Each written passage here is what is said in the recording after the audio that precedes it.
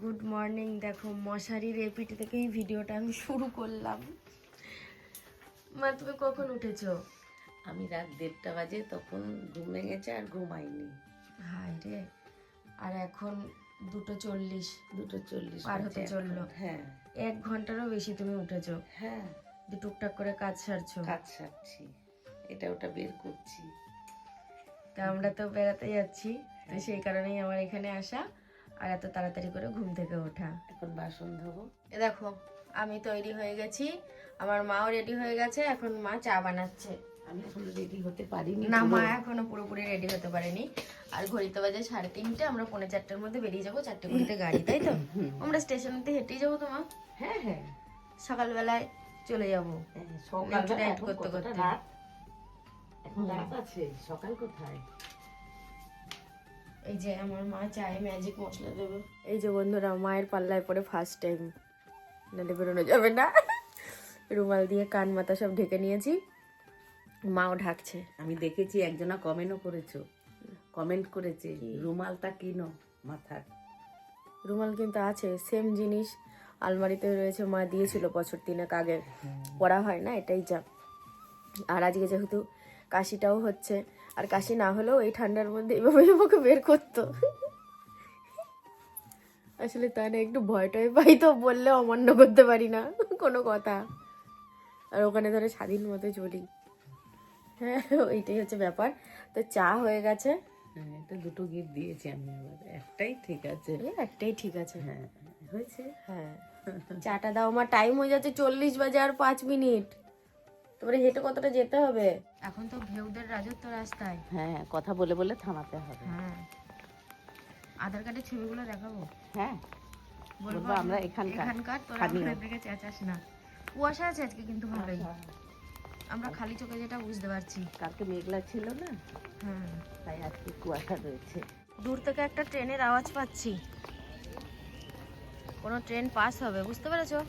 না, ওখানে স্টপেজ করবে। ও, ওই যে চলে এসেছি। আচ্ছা, চলে এসেছি নবদ্বীপ ধাম। তো আমার শ্বশুর বাড়ি থেকে কোথাও গেলে উঠি বিষ্ণুপ্রিয়া, আর মায়ের এখান থেকে কোথাও গেলে উঠি নবদ্বীপে। চলে আসলাম। 4-5 মিনিট হেঁটেছি। 10 মিনিট হেঁটেছি। আমার তো বেশি মনে হলো না, মানে ভোরবেলা হাঁটা না, ওই জন্য। এই যে আমরা এখন টিকিট কাটার জন্য 1 নম্বরে যাচ্ছি। আমরা ট্রেনে বসে গিয়েছি। আমি ভেবেছিলাম কি যে এত ভোরবেলাকার ট্রেন হয়তো ভিড় হবে না, ফাঁকা থাকবে, কিন্তু কয়েকটা স্টেশন যাওয়ার পরেই দেখলাম প্রচুর ভিড় হয়ে গেছে। আর অনেকের সাথে গল্প করতে করতে সময়টা যেন কেটেও গেছে তাড়াতাড়ি। আমরা ট্রেনে তো অনেকের সাথে গল্প করছিলাম সবাই মিলে একসাথে।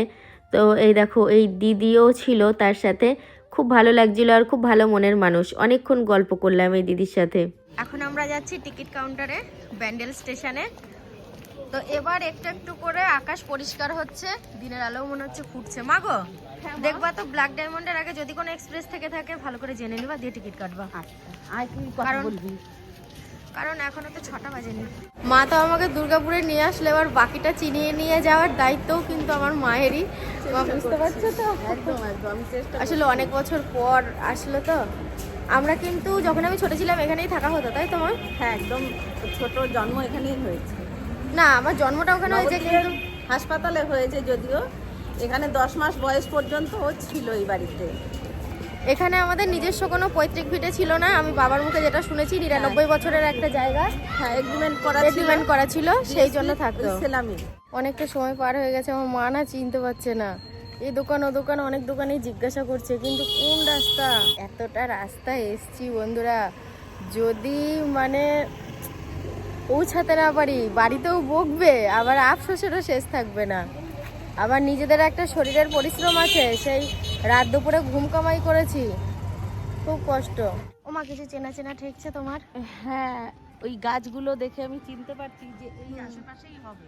এই গাছগুলো তখনও ছিল? হ্যাঁ, তখনও ছিল গাছগুলো। অনেকটা খোঁজাখুঁজির পর তো আসলাম জ্যাঠা জেঠিমার বাড়ি, কিন্তু বিষয়টা হচ্ছে মানে বাড়িতে এসেই না একটা বড় আঘাত পেয়েছি। তারা এমন একটা কথা আমাদেরকে শোনালো, সত্যি খুব কষ্টের। তো আলমারির মাথায় যে ছবিটা রয়েছে ওটা আমার বড়দার, জ্যাঠার বড় ছেলে।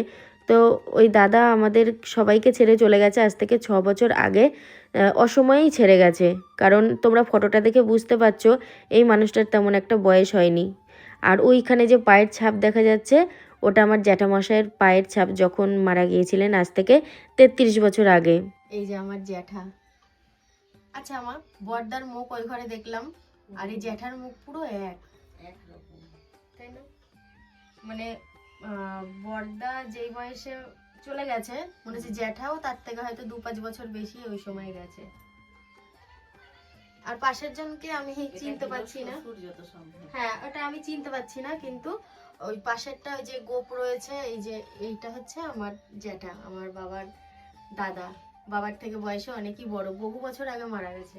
জ্যাঠাকে তো একটু দেখতে পারলাম যে কেমন ছিল। আমার খুব আক্ষেপ ঠাকুমার ছবিটা যদি তখন ঠাকুমার ছবি কিছু ছিল না। আমাদের এখান থেকে কেউ যেতে দিচ্ছে না, জেঠিমা, বৌদিরা, ভাইজি, এখানে সবাই আছে। তো কাউরির কথা উপেক্ষা করতে পারলাম না, খুব করে থাকার জন্য বলছে। না থাকলে হয়তো একটা অন্যরকম মানে রাগের জায়গা তৈরি হবে। তো সেই কারণে দেখো থেকে যাচ্ছি আজকে।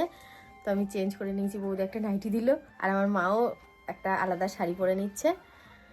তো একটুখানি বসি, সবার সাথে গল্প সল্প করি। আর কি করবো, আমার না এখানে ব্লগ করতে খুব লজ্জা লাগছে। একটু একটু করে ক্যামেরা অন করছি। না কোনো লজ্জা নেই। কেমন কেমন লাগছে। এটা আমার জেঠিমা, বড় যা আমার দিদি ভাই। আর রিঙ্কুও উঠে গেছে। হ্যাঁ, আমি উঠে গেছি। এখানে আমরা তিনজনাই উঠে আছি। হ্যাঁ, আমার বাবাকে দেখাবো বলেই আরো তোমার ভিডিওটা করে নিলাম, কারণ বাবা দেখলে ভীষণ খুশি হবে। বলবি আমি তো জেঠিমার কাছে বসে অনেক পুরোনো দিনের কথা শুনছিলাম। তুমি তোমরা কে পাউরুটি বলতে গাছ লাগিয়ে দে, এগুলো গল্প করবি। এই গল্পটা বাবার কাছে শুনেছি। ওই পাউরুটির গাছ লাগালে নাকি পাউরুটি হবে, আমার বাবা বলতো। যাই একটু ঘুরে আসি দুর্গাপুরে। সামনে আছো? এই তো এসো। এই যে এটা হলো আমার ভাইজি, মানে আমি পিসি ও ভাইজি। আমরা গলি বলি, আমরা সব গলি বলি না, সত্যি। দেখো আমরা একটু বেড়াতে বেরিয়েছি, কোথায় যাচ্ছি তোমাদেরকে বলছি। তো আমার জ্যাঠার বাড়ির পরিবার এখন যেখানে রয়েছে, তো সেখানে তো থাকেই, আর তাছাড়া অন্য জায়গায় ফ্ল্যাট কিনেছে, তো দাদা সেইখানেই দেখাতে নিয়ে যাচ্ছে। তো দেখো আমরা চলে এসেছি, ওই যে সামনে যে ফ্ল্যাটটা দেখা যাচ্ছে, তো ওইখানেই ফ্ল্যাট মানে ঘর নেওয়া আছে। তো চলো দেখা যাক। আর তোমাদের আরেকজনকে দেখাই, মানে ক্যামেরার সামনেই আনা হয়নি, আমার মেজদাকে। ওই যে সামনে সামনে যাচ্ছে ওটা হলো মেজদা। আর ছোটদা হচ্ছে বাইরে চাকরি করে। তো বাড়িতে মেজদা, ছোট বৌদি, বড় বৌদি এরা সব আছে। বড়দা তো আর নেই, মানে বড়দার কথাটাই বারবার মাথায় আসছে, আর যতবার মাথায় আসছে খারাপ লাগছে। জেঠিমার নাম যেহেতু লক্ষ্মী, তো ওই জন্য লক্ষ্মী নিবাস রেখেছে। আর আমরা একটু এখান থেকে ঘুরে টুরে গিয়েছিলাম আমার আরেক ভাইজির বাড়ি, যেখানে আমি ব্লগ শেয়ার করতে পারিনি। তো এখানে এসেছি হচ্ছে মন্দিরে। তো এখানেও দেখলাম ইসকন মন্দির রয়েছে, আর মন্দিরের ভেতরটা খুবই সুন্দর লাগলো। আমার মায়াপুরের কথা মনে হলো, কারণ আমাদের মায়াপুরেও অনেকটা এরকম। তো দেখো খাওয়া দাওয়া কমপ্লিট হয়ে গেছে। আমি না খাওয়ার সময় ব্লগ শেয়ার করতেই ভুলে গেছি। তো লুচি, আলুর দম, মিষ্টি খুব ভালো খেলাম। তো চলো এবার ঘুমিয়ে পড়ি, বিছানায় উঠে পড়েছি। সবাইকে গুড নাইট।